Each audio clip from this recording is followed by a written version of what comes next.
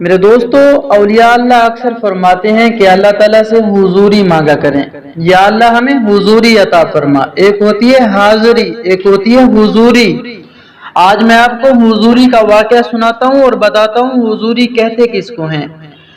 حضرت مولانا اشرف علی تھانوی رحمت اللہ علیہ فرماتے ہیں، حاجی صاحب فرماتے تھے کہ ان کے استاد حضرت مولانا قلندر صاحب جو جلال آباد میں رہتے تھے وہ صاحب حضوری تھے۔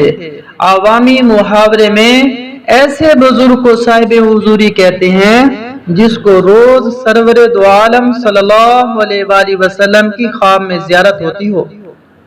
حضرت مولانا قلندر صاحب کو بھی روز خواب میں زیارت ہوا کرتی تھی۔ جب مدینہ شریف جا رہے تھے تو کسی غلطی پر اپنے جمال کو یعنی اونٹ والے کو، جو ایک نوجوان شخص تھا، اس کو تھپڑ مار دیا۔ وہ سید تھا، بس اسی روز سے زیارت بند ہو گئی اور انہیں اس کا بڑا غم ہوا۔ اسی غم میں جب مدینہ منورہ پہنچے، وہاں کے مشائخ سے رجوع کیا کہ کیا تدبیر کی جائے۔ سب نے کہا کہ ہمارے قابو سے باہر ہے، البتہ ایک عورت مجذوبہ ہے، وہ کبھی کبھی روزہ اقدس صلی اللہ علیہ وآلہ وسلم کی زیارت کے لیے آتی ہے۔ اگر کبھی وہ آئے تو اس سے کہو، وہ اگر توجہ کرے گی تو پھر انشاءاللہ زیارت نصیب ہونے لگے گی۔ وہ اس مجذوبہ کے منتظر رہے۔ ایک دن وہ بی بی آئیں، ان سے انہوں نے عرض کیا تو انہیں ایک جوش ہوا اور اسی جوش میں انہوں نے روزہ اقدس صلی اللہ علیہ وآلہ وسلم کی طرف اشارہ کر کے کہا، شوف، یعنی دیکھ۔ انہوں نے جو اس طرف نظر کی تو کیا دیکھتے ہیں کہ حضور علیہ السلام تشریف فرما ہیں۔ جاگتے میں حضور صلی اللہ علیہ وآلہ وسلم کی زیارت سے مشرف ہوئے اور اپنی آنکھوں سے حضور علیہ السلام کو دیکھ لیا۔ پھر اس کے بعد وہی کیفیت جو حضوری کی جاتی رہی تھی پھر حاصل ہو گئی، اور جو خواب میں زیارت ہونا بند ہو گئی تھی وہ پھر جاری ہو گئی۔ گو تھپڑ مارنے کے بعد مولانا قلندر صاحب نے اس لڑکے سے معافی بھی مانگ لی تھی اور اس نے معاف بھی کر دیا تھا، لیکن پھر بھی اس حرکت کا یہ وبال ہوا۔ بعد میں تحقیق سے معلوم ہوا کہ وہ لڑکا سید تھا۔ میرے دوستو، ہمارے دل میں کسی کے بارے میں حقارت نہ آئے، کسی کے بارے میں حقارت نہ آئے۔ بڑائی اللہ جل شانہ کی صفت ہے جو ان کے ساتھ خاص ہے۔ انسان کو چاہیے کہ اپنے آپ کو کبھی بھی بڑائی کا شکار نہ ہونے دے، کیونکہ جب انسان اپنے آپ کو بڑا سمجھتا ہے تو لازمی طور پر دوسرے اس کی نگاہ میں حقیر ہو جاتے ہیں، اور انسان کے لیے یہ صورت انتہائی خطرناک ہوتی ہے کہ وہ اپنے آپ کو بڑا اور دوسرے کو حقیر سمجھے۔ بسا اوقات وہ شخص جسے ہم حقیر سمجھ رہے ہوتے ہیں، اللہ جل شانہ کے یہاں اس کا بڑا درجہ ہوتا ہے، جس کی وجہ سے اللہ تعالیٰ کا اس سے خصوصی معاملہ ہوتا ہے جو ہمیں محسوس نہیں ہوتا۔ حضرت عبد الوہاب بن عبد المجید ثقفی رحمت اللہ علیہ روایت کرتے ہیں کہ میں نے ایک جنازہ دیکھا جسے 3 مرد اور ایک عورت اٹھائے جا رہے تھے۔ میں نے عورت کی جگہ لے لی۔ ہم سب قبرستان پہنچے اور نماز جنازہ پڑھ کر اسے دفن کر دیا۔ میں نے اس عورت سے دریافت کیا، تیرا اس میت سے کیا رشتہ تھا؟ اس نے جواب دیا کہ یہ میرا بیٹا تھا۔ میں نے پھر پوچھا، کیا اس کے پڑوسی نہیں ہیں؟ کیا آپ کے پڑوسی نہیں ہیں؟ کہنے لگی ہیں، مگر انہوں نے اسے حقیر سمجھا۔ میں نے پھر پوچھا، یہ کیا تھا؟ عورت نے جواب دیا، یہ مخنث تھا، یعنی ہجڑا تھا۔ عبد الوہاب صاحب رحمت اللہ علیہ فرماتے ہیں کہ مجھے اس پر رحم آیا۔ میں اسے اپنے گھر لے گیا اور میں نے اسے پیسے، گندم اور کپڑے دیے۔ جب رات کو سویا تو خواب میں ایک شخص آیا جس کا چہرہ 14ویں رات کے چاند کی طرح تھا اور اس نے سفید کپڑے پہن رکھے تھے۔ اس نے میرا شکریہ ادا کیا۔ میں نے پوچھا، تو کون ہے؟ جواب دیا، میں وہی مخنث ہوں جسے تم نے آج دفن کیا ہے۔ اللہ تعالیٰ نے مجھے اس لیے بخش دیا کہ لوگ مجھے حقیر جانتے تھے۔ اللہ والو، اگر ہم کسی کو حقیر سمجھتے رہیں، اللہ نے دیکھو اس کو اس لیے معاف کر دیا کہ لوگ اسے حقیر جانتے تھے۔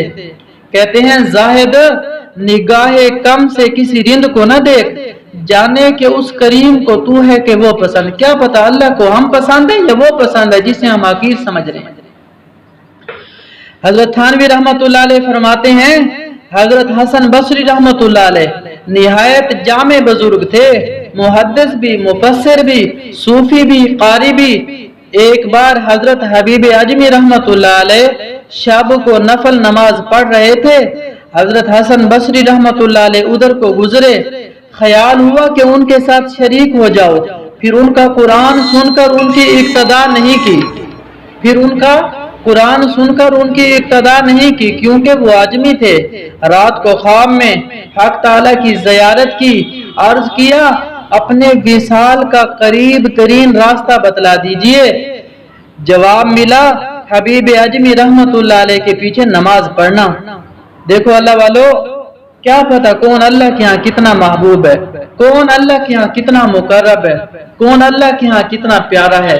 ایک اور واقعہ، حضرت جنید بغدادی رحمت اللہ علیہ مسجد میں ایک شخص کو انہوں نے دیکھا کہ خوب قوی اور تندرست، موٹا تازہ ہے اور بھیک مانگتا ہے. انہوں نے اپنے دل میں اس پر طعن اور اعتراض کیا.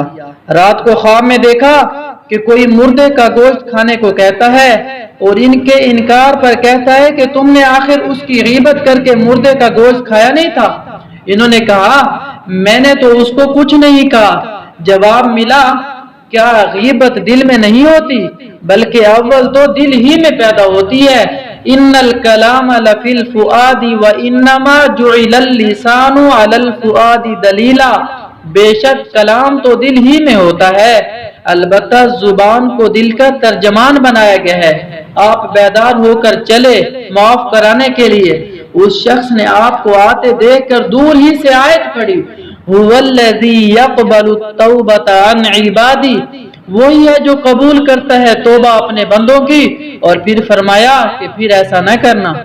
دیکھو وہ اللہ کے ہاں کتنا پیارا تھا. کیا پتا کس مجبوری سے وہ لے رہا تھا، مانگ رہا تھا. اس بندے سے معافی مانگی اور معافی مانگنے سے پہلے ہی جب اس نے انہیں دیکھا تو دیکھتے ہی اس نے پڑھا هو الذی یقبل التوبۃ عن عبادی کہ وہی ہے کون، یعنی وہی اللہ ہے جو قبول کرتا ہے توبہ اپنے بندوں کی. اب میں آپ کو ایک اور واقعہ سناؤں پتھر کے بیر کا. حضرت مفتی الہی بخش صاحب رحمت اللہ علیہ نے دہلی کے زمانہ قیام کے چند عجیب و غریب واقعات بھی نقل کیے ہیں جن کو عبرت و بصیرت کے لیے درج کرتا ہوں. قدرت الہی کی عجائبات میں سے ہے کہ شاہ جہان آباد دہلی کے نواح میں بیروں کے ایک باغ میں ایک درویش کا گزر ہوا. اس وقت بیر لگے ہوئے تھے اور پھل آ رہا تھا. اس درویش نے باغبان سے بیر مانگے. باغبان نے ترش روئی کے ساتھ کہا یہاں بیری نہیں پتھر ہیں، جی چاہے تو کھا لے. درویش کو غصہ آ گیا اور غضبناک ہو کر کہا اگر پتھر ہیں تو پھل کی بجائے پتھر ہی اٹھانا. یہ کہا اور چل دیا. اچانک باغبان کی نظر جو بیروں پر پڑی تو تمام بیر پتھر کے بن چکے تھے. سخت افسوس کیا لیکن اب افسوس سے کیا فائدہ ہو سکتا تھا. لوگ حیرت اور تعجب سے ان بیروں کو جو پتھر بن گئے تھے دوسری جگہ لے جاتے تھے اور زہر مہرہ کی طرح امراض میں کام میں لاتے تھے. چنانچہ ان میں سے بادشاہ زمان شاہ عالم کے دربار میں بھی پہنچا. بادشاہ نے اس کو استاذ الاساتذہ حضرت شاہ عبدالعزیز صاحب رحمت اللہ علیہ کی بارگاہ میں پیش کیا. اس وقت اس بندہ گناہگار مفتی الہی بخش صاحب رحمت اللہ علیہ جو فرما رہے ہیں، واقعہ سنا رہے ہیں، وہ کہتے ہیں میں نے بھی اس کو عبرت کی نگاہ سے دیکھا. بڑے سوکھے ہوئے بیر کے برابر سخت پتھر تھا جو دیکھنے میں بالکل بیر معلوم ہوتا تھا، اوپر سے گدلا اور اندر سے سفید. اصلی بیر سے امتیاز مشکل سے ہوتا تھا. ان اللہ علی کل شیء قدیر. میرا اللہ ہر چیز پر قادر ہے. وہی اللہ ہے، وہ مالک ہے، وہ خالق ہے، وہ رازق ہے. وہ جب چاہے جس کو چاہے بخش دے. اس کی بخشش کے خزانے بڑے، اس کے دینے کے پیمانے بڑے. اللہ کی رحمت بے بہا ہے. کبھی کسی کے بارے میں ہمارے دل میں حقارت نہ ہو، کبھی کسی کے بارے میں ہم برا نہ سوچیں، کبھی کسی کے اوپر کفر کے فتوے نہ لگائیں.